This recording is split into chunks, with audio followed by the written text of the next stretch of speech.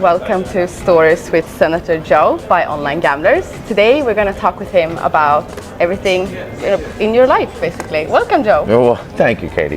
Thank you. I know it's your birthday soon. Happy birthday. Thank you very much, Katie. So, how old are you turning? Oh my God. Next question. Okay. Yeah, well, 60. Listen, I'm 60. Yeah, it's fun. It's fun? It's all good. Yeah. Yes. Well, so you're a Taurus, and I like that. Thank you. I'm as well a Taurus. There you go, see? Yeah. That's why we're doing the interview. Yes, that means we're chill, we're determined. Yes. And we're good leaders. Mm-hmm. So. Hard-headed. Yeah, exactly. Yes. But I want to start about so going back 60 years ago, how did you grow up? Where did you grow up? How many siblings do you have? Tell me. Okay, you're writing your book. Yeah. I was born and raised in Ozone Park, which is Queens, borough of New York City. And my parents have two other siblings, an older brother, an older sister. And I still live there in Queens. Oh, really? Yeah, still live there in Queens. I live about a block away from where I was born, so stay close. But it's a very diverse borough, and that's why I love my district, because it's probably the most diverse places in the world. We speak over 800 languages in Queens, and so it's a great place to raise a family, because they become diverse as well. My family, they get to know all the cultures, which is important. Okay, well that's good. And growing up, did you play any sports? What were your hobbies? What were you into? Played everything. Yeah? Yeah, I'm a sports person. So baseball is my main sport. I play football, I play hockey. Okay. Little tennis. Yeah. Miniature golf, if that counts. But so I love sports. Yeah. I do. And that's why, going into the Senate, looking at how do we embrace sports in New York. So you think about fantasy sports and the betting there, or thinking about mobile sports betting. So that's what made me, because I love sports, and figure out how do fans get more into the sports. Yeah. And it's helped. Okay, well, that's very good. And what did you want to be when you grew up? Did you want to be a baseball player or what? Of course. Yeah? Of course. I wanted to be center fielder for the New York Mets, of course. Oh my God. Of course. But, my height and my arm is not strong enough, so had to figure something else out to make a living. But yeah, I always, as a kid, you want to be an astronaut, you want to be a baseball player, and then you grow up and you figure out something that you love to do, a passion. And that's what I have. I have this passion to be a public servant. Yeah. Help others and work with nice people and figure out a way to go forward, just helping others. That's what we do. Okay. And so, yeah. And did you get into being a lawyer, a politician, because your dad was in it, or was it something you felt it really suited you first? I watched my dad. Yeah. And just to see the satisfaction he got from helping others, it's a great position to be in every day, to wake up and help someone. But it's not a hardware store where they go, "Here, son, here's the store." No. Or you wake up one day and go, "What a great day! I think I'll be a state senator today." It's not that. So you got to get active in the community. Yeah. And once you get active in the community, you say, "Is this really for me? Is this something I could do every day?" And for me, it was. And when my dad passed away, thankfully so, I remembered a lot of things he taught me, and a lot of things that I watched him do. So it was a path I definitely wanted to take, and I'm just blessed that the people gave me an opportunity. Oh, that's nice. And I think you've done a great job so far, if I can say so. Thank you. But how did you meet your wife? And you have two daughters, right? I do. Yeah. I was a lawyer in a building, and she worked for a law firm. She was on the 5th floor, I was on the 3rd floor. And I would time my elevator rides, ironically, with hers. Yeah. And you hold the door open for a girl, next thing you know, you're asking to marry her, so. So you had elevator pictures every time you met her, Maybe. yeah. So cute, adorable. But yeah, so we met on the job, and then you go to coffee, you do a lunch, and lunch turns into dinner, and dinner turns into an engagement ring, that kind of thing. Oh my God. Yeah. And then we are blessed with two wonderful daughters. One's in college, and one's looking at colleges. And you try to inspire them to do the right thing. And I watch my daughters grow up, helping others, being good students, good people. And you try to say, "Okay, I think I did an okay job." Oh, well, that's the most important thing, when it comes to kids. But when it comes to your job, what would you say is your biggest achievement? You know, it's a great question that people ask me, and I can't really identify just one because. Okay, tell me everything then. We have time. Come How on. much time do we have? You know, after 22 years in public service, 18 with the, 8 with the City Council, and now 15 or so with the Senate. It's not one thing. It's a lot of culmination of a lot of things of helping people. The one thing that does stand out is Hurricane Sandy, though. Okay. That was a real tragedy for our area, Hurricane Sandy. We had fatalities in the district. We had people's houses were ruined. Right. People's businesses were ruined, sometimes both business and house for the same individual. And all they looked for was answers. You know, where's the Red Cross? Where can I get a meal? Where can I get a blanket? And my office was wrecked. Oh. My office was wrecked, but we opened up, we put a table on the outside. I am blessed with a great team. We slept on the sidewalk. It was 24/7. My mom cooked pasta for the That's so big pot of beautiful. pasta, and we just got people through a very difficult time in their life. And to be there for them, to me, when I look back at what I've done, I'm most proud of that. Working with my team, working with others, to get people through their darkest hours during Hurricane Sandy. So I look back on that with much fondness, but knowing that people's lives were negatively affected maybe forever because of that storm. Yeah, oh, I get that. Okay, so that's your biggest achievement. I appreciate that. That's very special. But what inspires you then to keep going every day? People in need. Okay. I look at veterans and I say, wow, they served our country, yet they have mental illness and they need a job and they need housing. You look at the seniors, our most vulnerable, the price of the real estate taxes and the price of insurance, the price of living goes up. How do you keep them in their home? How do you keep them in New York? Right. You look at the most vulnerable children, animals, families, you know, and that's what drives us. As elected official, you want to help. And the needs of the people is what drives us. And you try to figure it out. You try to figure out solutions. I love a challenge. I love, you know, puzzles and try to figure out how do I help a certain individual. So that's what really drives us to do each and every day, to do more for these people who have needs. And you mentioned challenge. Is that also the biggest challenge you say, or what is the biggest challenge? The biggest challenge is when you want to do something for someone and you can't. An agency says no. You want a stop sign on a certain block because there's been accidents there. You want to prevent a fatality, and the city goes, no, not enough accidents. You want to prevent, not react. So sometimes it's frustrating because you get the no, but you don't let the no answer stop you from trying to go forward. So we still persist and go forward as best we can. Gotcha. Okay, well, so another role that you have that is very important and you should be very proud of is that you're the chairman of the Senate Committee of Racing, Gaming and Wagering. Can you tell me, I was trying to do a little bit of research, like what is it that the committee do? Like what do you guys do for someone who's not an American, you know? Not about, you know, we are a piece of the puzzle. When it comes to gaming in New York State, or the economics of which, you know, our gaming industry in New York gives about $3 billion every year just to education. So it's a big economic engine, this game, but you want to do so safely. Yeah. Because you have to understand at the forefront of all this gaming, the jobs, the revenue, the educational funds, people have an addiction. Yeah. And we got to be mindful of that. We can only help them if we can identify them. Right. So they could reach out to us for help, but why wait? Why sit back and wait for them to call us as a state? Let's reach out to them and say, hey, is everything okay? So we monitor their activity, which I think is safe. And we try to work with the operators in the state to make sure it's a safer gaming industry. So whenever we expand or think about expanding in New York, we want to make sure we do it safely. So that's what we do. Legislators involved with gaming. Yes, it's about the revenue and the educational funds and the creation of jobs, certainly. But it's about protecting New Yorkers and making sure they have a safe product so they're not going to other states or they're not doing it illegally. You know, exactly. And that's really my mindset. That is the forefront of my priorities, to make sure we have a safe, credible, top-rate product in New York. But how did you get involved in this committee? Is it something that's handed to you as a senator, or is that something you can pick? So upon being elected, we opened up the first casino in New York City, natural resorts role. Okay. And it was in my district. So my leader at the time says, I want you on this committee. Okay. And so I was put on the gaming committee as a member. And then as the years go on, I become chairman. So it is, I serve at the behest of my leader.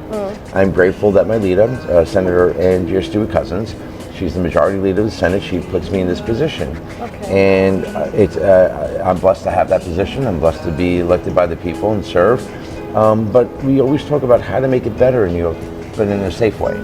And so, yeah, I'm fortunate to have this committee and try to do what I can for the state. How long have you been a member then in this committee, and then how long have you been the chairman? So I believe since 2019. 2019. I believe. Okay. I believe it was 2019. You became a chairman. I became chairman. Okay, Right. and member? 09. 09. Okay. Yeah. Wow. Okay. I didn't know math was involved in this interview, so I'm brushed up on my I'm math. just trying to get a sense of how involved you are in gambling and how much obviously you know a lot, and you've done so much with the bill and sports betting and everything. But tell me a little bit when it comes to everything you've done in the committee. Then, what's your biggest achievement there? Again, most recently I would have to say it's mobile sports betting. Right. I would suspect so. Yeah. Because you do things for racing, horse racing. You want to make sure the equine, the horses are safe. You want to make sure but with mobile sports betting, we knew for years that New York was going to be a leader. We have a great fan base. We have leagues that have their headquarters right here in Manhattan, right? And so the idea here is we knew we'd have this potential to beat Nevada, beat Jersey, and we were just not given the chance until COVID hit. Yeah. And COVID gave us a $6 billion deficit, a negative impact and we needed revenue, and you don't want to tax people, so we figure out the mobile sports betting. And now 2 years later or so, we have the number one product in the country. To date, after just 2 years, mobile sports betting has given about $2 billion to education on its own. Yep. And now we want to make it better. We want to increase the number of games New Yorkers can play. We want to increase the amount of money that goes toward education and youth sports. So there's ways that we don't just sit back and go, oh, we're done. No. So I love the fact the way we evolve and make it better. Yeah. So that is a big achievement, but I didn't do it alone. No. See, I got people like you who put pressure on me to do it in New York, and I got others. So yeah. Well, it's thanks to you fronting the bill and sorting all of that. So, but it's a teamwork, absolutely, and I think we have to work even more together if it's going to happen with iCasino. But we're going to get to that. So I was watching this morning. You actually have on YouTube, I don't know if you broadcast or you upload the videos of the meetings you do with the committees, of racing, gaming, and wagering. And this morning when I had breakfast, I was listening to when you had the responsible gambling meeting in March, and it was very interesting actually because I've never seen one of these meetings before, but it was very interesting. You were talking about different bills that you could move forward with when it comes to responsible gambling. And there was one woman who was very concerned for bingo, because bingo provides a lot of money for veterans and stuff like that. And I understand that also at the conference I just attended at SBC, everyone's talking about how can we help the young and everything like that. But I'm wondering, does anyone ever talk about the old people? How to help the old vulnerable people that might be affected by gambling? Sure. When we look at addiction, there's all aspects of addiction, the young and the old, those in between. We make sure minors can't partake, right? But the seniors with a fixed income, we're very concerned about that they don't gamble away their Social Security check, or their rent, or their mortgage payment, right? So we are very concerned with that. The tracking of basically early detection, the tracking of somebody's behavior is critical. Now we could use artificial intelligence, AI, we could use technology today to better analyze somebody's gaming behavior. And in that, what they do is before that person loses the house mortgage or before they gamble away their Social Security check, we can hit the pause button and say, is everything okay? And I think because of the parameters that we put up, and the measures and the safety measures and protocols that we put up in the statutory language, and working with others, we have OASIS, our Office of Addiction and Services, Substance Abuse Services. We work with them, and just to make sure that we're doing the right thing in gaming by protecting our most vulnerable, and that includes our seniors. So always at the forefront of what we do, priority, is we watch out for our seniors and those who are on their way to an addiction. Good. on their way. On their way. Before they get the addiction. It's important. That is super important, and it's something that I talk about a lot, because I believe, especially when it comes to Americans, we have to be very proactive. Yes. We have to even tell them, that's what my job as an affiliate, I have the opportunity to speak to players before they even pick a casino or sports bet. So I try to tell players, set a deposit limit, a time limit, you know, there's all these tools, use them before you even make your first deposit. And I think that's where we have to go in terms of education, that people are responsible before they even get vulnerable, or do you get what I'm saying? You're right. So, okay, but going back to like the young people and stuff, one thing we talked about SBC this week at the conference was, when is the right time to educate young people about gambling? What do you think? In school. In school? In school, middle school, high school. Really? That young? School, because the quicker you get them to understand that it's fun, but it's dangerous. Okay. It's important to have them understand that. So whether it be a scratch off, whether it be football picks, you know, it could be fun, but it's dangerous. And the dollar pick or the dollar scratch off turns into $2, $5, and that's really a concern for me. So when we were doing the talk about mobile sports betting, a lot of our youth are into sports. We excluded college. You can't bet in the mobile sports in New York. You cannot bet a New York college team, because we didn't want the influence to the college player, but we also have this idea about we have to keep watch on the younger better. So we worked with Oasis to actually do outreach into our schools, into our middle schools, high schools, colleges, to understand the pitfalls and dangers of gaming. Right. And I think it starts at a young age. Yeah. We can't be at home with them. So it's up to the parent to teach them there. But we could certainly get into the schools, and I think Oasis does a decent job doing that. We could expand it going forward. Well, I have two daughters, as you know. One is turning 8 next week, actually, close to yours, 16th of May. And another is 6, and they're both playing a lot of Roblox, you know? Have you heard about that game? And they are already buying a lot of Robux coins and buying virtual, you know, gambling money, you know. Yeah, gotta be careful. It is, I have to be super careful, and I'm trying to educate them already now in this age about it. But I'm starting to wonder, like, when is the right time, and how do you talk to young kids? And is it the same? Is Robux a game like for kids where you can buy stuff, the same as gambling for adults? See, there are many addictions. Shopping could be an addiction. Yes. You know, but overspending, over credit, you know, extending your credit limit. These are things that we should be teaching our young kids. So whether it be shopping or gaming, we should have them understand the fiscal responsibilities that they need to have now and hopefully go forward. Yeah. Esports, which is very popular. Yeah. You know, there are minors playing esports. So we have to be careful if ever New York goes forward and bets on esports.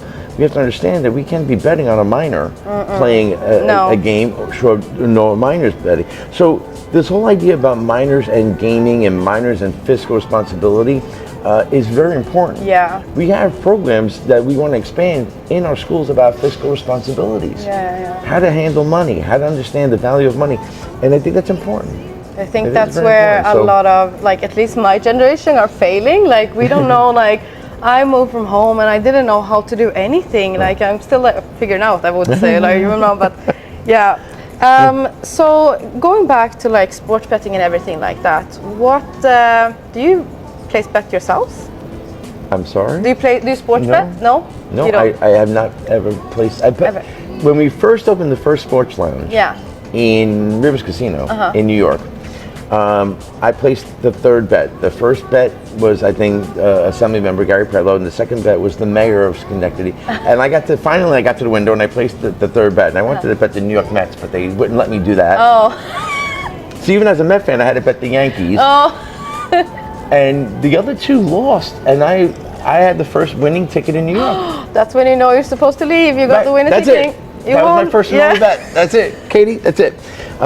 So I don't have a card. It wasn't about me. And I love sports, like I mentioned. But it wasn't about me. I don't see myself placing a mobile sports bet. I just don't like New York missing an opportunity to make it safer for a New Yorker, to stop the money going to other states or the illegal market. that's why I do what I do. And so it's not about me.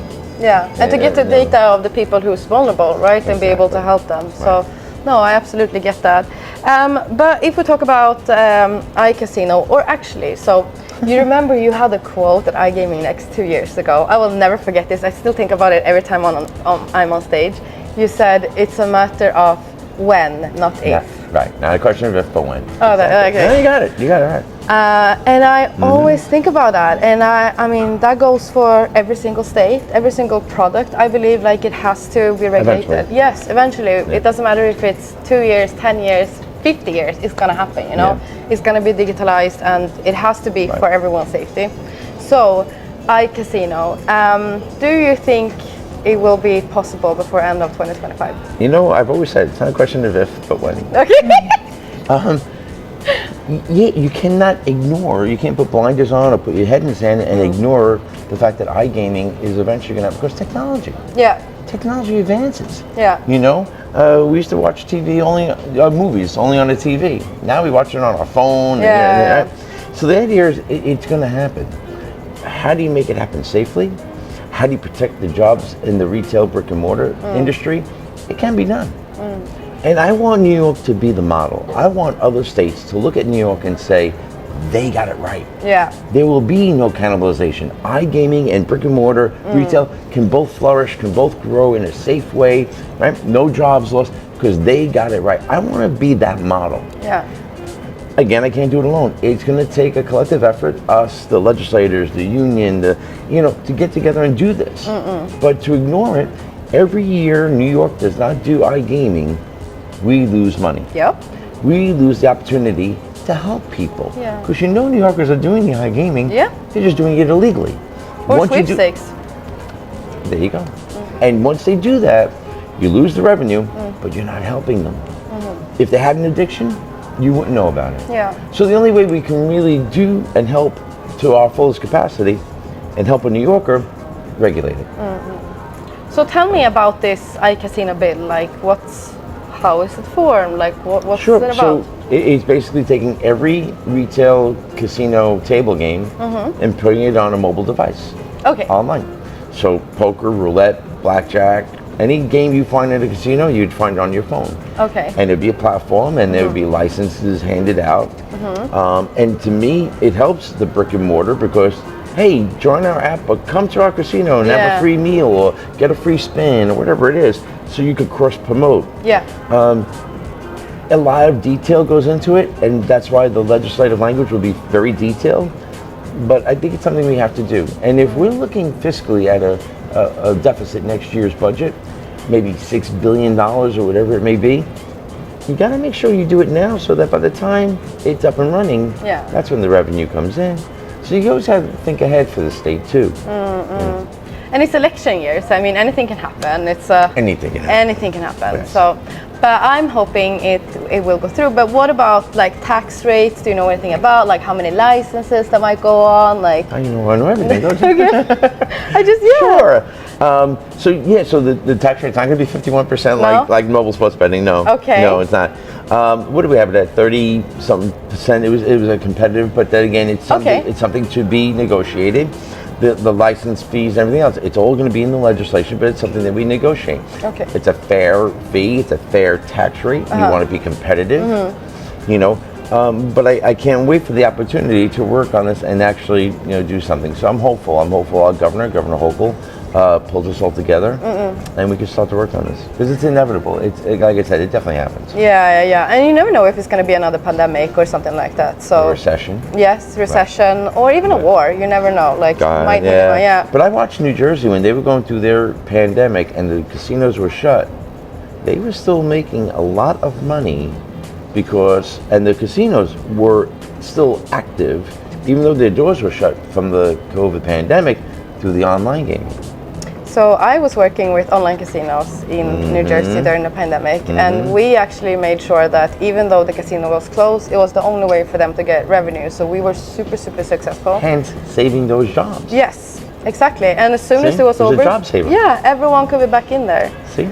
So it wasn't cannibalizing it, it was actually saving those brick and mortar jobs. Exactly, and I believe as well there's so many opportunities where you can make sure that people are, when they're not by the slot machines, they can still gamble, whether it's in the restaurant or in the room or stuff like that. So anyway, we're not going to get into that too much. But you know, so you mentioned poker a little bit, like, because I know something that's very attractive for my generation as well is about if poker is going to be legal, and you know, so it's going to be included in that bill then. It's included in the bigger iGaming bill. Yeah. But most recently, we just, myself and the Assembly member introduced a bill for poker only. Mm-hmm. Online poker only if you already have a licensed casino.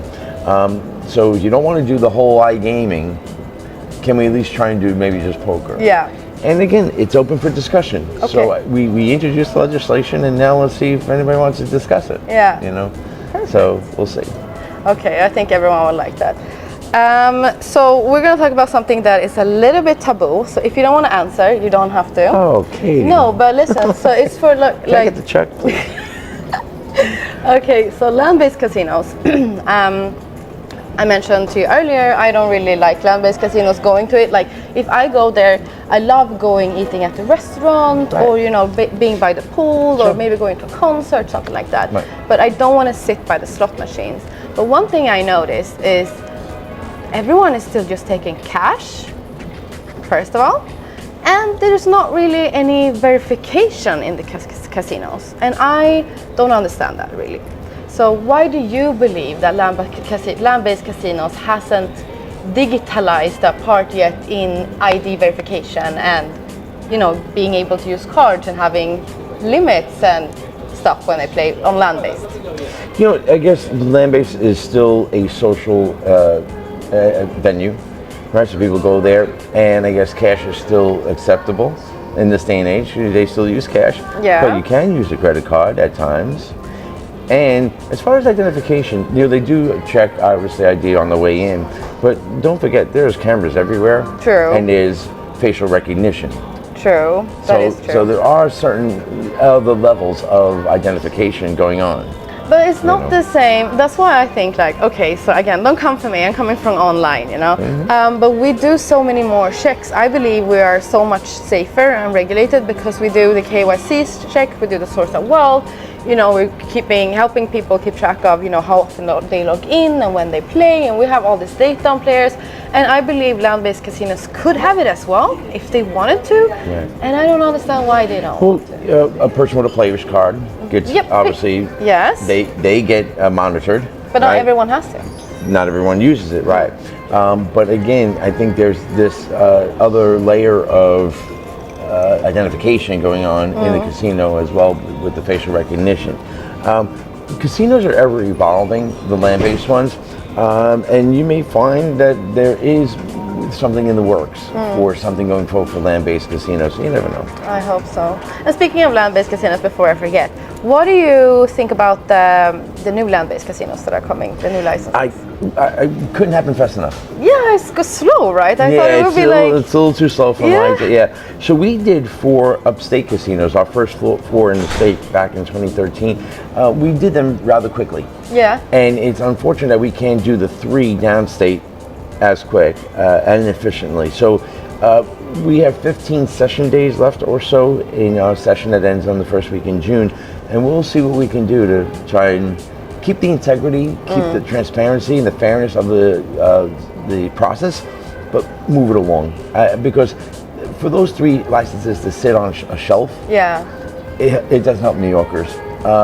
Those are thousands of construction union jobs, thousands of post-construction union jobs, billions in revenue for transportation, for education. It does no good sitting on a shelf. So I'm hopeful that we can move these 3 licenses along. Would you bet on casino? I like that. That's good. That's why you're the reporter and I'm sitting here. Okay. Would you bet on a casino on Times Square? No, I think everything's in play. Okay. I do. I think everything's in play. Would you bet on a casino on Coney Island? I don't bet. I don't bet. Okay, I'll try. Trap me and catch me. For money. No, I know. I am just saying that they're all the ones that we know of. Yeah. They're all good businesses, iconic names in gaming. Yeah. I can't wait for the process to start because I want to look at their proposals. You can't say this one's good without looking at all of them and saying this one's good, but this one's better. Yeah. And not just better for now, but you want it to be better for like 20 years, 30 years from now. So I think long term. you can only look at that when you see them all, and they're all in play. They're all in play. The ones from Long Island, the ones in Queens, the ones in the Bronx and Brooklyn and Manhattan. They're all in anywhere. play. So Anywhere. nice trying to get me to. Yeah, nice try. I have to try. It's an exclusive interview. I'm trying to get some like good. Okay. Nice try. Well, what about this? So I saw, I saw in the video from your meeting during Responsible Gambling Month that you were talking about the age and and I don't know if you know. So I started working in gambling when I was 19. Obviously, because in Europe, it's legal. It's different, yeah. So in that way, I've different been. Culture. Yeah, it's a different culture, and I've been very fortunate in that way. I got in early, but personally, I don't think anyone should gamble under the age of 25. I don't. 25. Yes, I don't think you're mature enough to set the budget and understand the consequences. Right. But you guys are aiming for 21. 21. Can you tell me a little bit about why 21 and like how's that been going for you? 21 for us in New York is consistent. Most gaming sites are 21. So you just want to be consistent. You could pick an age, 25, 21. It can't be. It should be 16. Yeah. You want a certain maturity, fiscal responsibility. So for us in New York, it's 21 for the most part. Somebody will make the argument, and if you listen to that committee, right? Somebody made the argument, well, you could die for your country. Yeah, you can get married. He said, oh yeah, he was really good, I know. I don't know how you equate serving your country and dying for your country with gaming, but I get it. Yeah. So some people may say 21 is arbitrary. It's what we chose, that's a mature age. You can vote at 18. You can make a major decision on the President of the United States at 18, but we want you at 21 to game. Let's leave it at that for now. Yeah. Who's to say we go forward and we reduce it to 18? I'd rather not. I'd rather keep it at 21. Okay. Yeah. But maybe we'll make it 25. Maybe because Katie said so. It's 25 in New York. You never know. I don't know, because I also feel like a little bit like this is the land of the free, so I don't think really you should put like exactly you cannot. But that's what I advocate for, because again, I have the opportunity to speak to players before they start gambling. Sure. So maybe like if I could say something, I would say at least that everyone talks about like gamble after 25, but you can do it before, but at least talk about it, so you're aware that you don't really know the consequences. But that's the point. Yeah. The reason I love this gaming expansion in New York, it spurs so much conversation. And that's great. So let's talk about iGaming or esports or whatever it may be. 21, 25 years old. It spurs conversation, and somebody has to make an argument that this is the right way to go. So I love to hear the argument. I love to hear, why 21 is better than 25 or why we should do iGaming. I love to hear the rational arguments, because that's how you learn. That's how you make a product better for the people of New York. So if I introduce a piece of legislation and it upsets someone, that's okay, because it creates a conversation, and that's exactly. fine. And you have to communicate, otherwise you're not going to get a solution. Get nothing done. Okay, but another thing that I also, being a European, we don't use credit cards that much. European and Asian. So, Swedish, Indonesian. But listen, so we don't use credit cards that much, but I know in America it's super popular because you collect like points and rewards and stuff like that. What do you think? Should it be a credit card ban on gambling or no? I think, again, technology will dictate. We've been talking Bitcoin for years. We've been talking, right? So I think cryptocurrency. I think, technology will dictate where we go. Many people pay for things with their phone or their iWatch. The bottom line is technology can't stop. It will always evolve, and gaming industry will keep up. Yeah. So, who knows from years from now, you just blink and all of a sudden I made a $10 bet on, So who knows? You never know. Who knows? Oh, that's a good. I've never heard anyone say that, but that's very good. So what do you think about like gambling evolving in terms of all these different partnerships that we're seeing in the US? We haven't really seen that in Europe, for example, that casinos partner up with leagues like you have with NFL, NBA, like they all have casino and sports betting partners. What do you think about if it would evolve even more and become like partnerships with airlines and I don't know, like adult-only hotels. Like, do you think that's okay, or is that where's the line in how far you can market? We have to watch. Obviously, it's about protecting the consumer. It's about protecting our New Yorkers. So we have to watch, and where we have to step in to regulate, we should. But capitalism, competition, is also good for New Yorkers. For them to have 2 platforms is nice, but for them to have 8 platforms may be better. Competition is good. It provides a better product for New Yorkers. But we, as elected legislators, should be ready to step in if we need to protect our consumer. Yeah. And so these partnerships are great because, to an extent, because it creates economic, obviously an economic engine for the state, even for the city. But again, always being mindful that we have to make sure that it's a safe product for our New Yorkers. And I think this is going to be the last question, but I want to know, I mentioned to you earlier that I'm also involved in the cannabis industry. Yes. So what would you think about if there would be sports betting casinos partnering with cannabis brands? Would it be different than the alcohol brands? Or like having alcohol at the casinos, or it just would, would safe. We obviously, whether it be alcohol or cannabis, want to make sure it's the adult use and it's a safe use, not obviously the minor use. But again, it's a business, like any other business to an extent, alcohol, tobacco, and everything else. So we just gotta be careful. Once again, protecting it from a minor, protecting the usage, because anything can be abused. Yeah. So we just want to make sure about the addiction and the abuse. But these are corporate sponsorships, and we just need to monitor it. That's all. And what do you think about the involvement now in New York with cannabis and like the last 2 years? Like as soon as you get to the tunnel. I have my concerns. Yeah, you have your concerns. We got 1,500 illegal pot shops. Yeah. In New York, the 5 boroughs. 1,500. You only got about 7 legal licenses. Okay. 7? That's about it. In Manhattan or like in whole New York? I believe in Manhattan. Okay. 7, if I'm not mistaken. And so you have way more illegal shops. 1,500 illegal shops. So these illegal shops sell a very, could be tainted product, we don't know.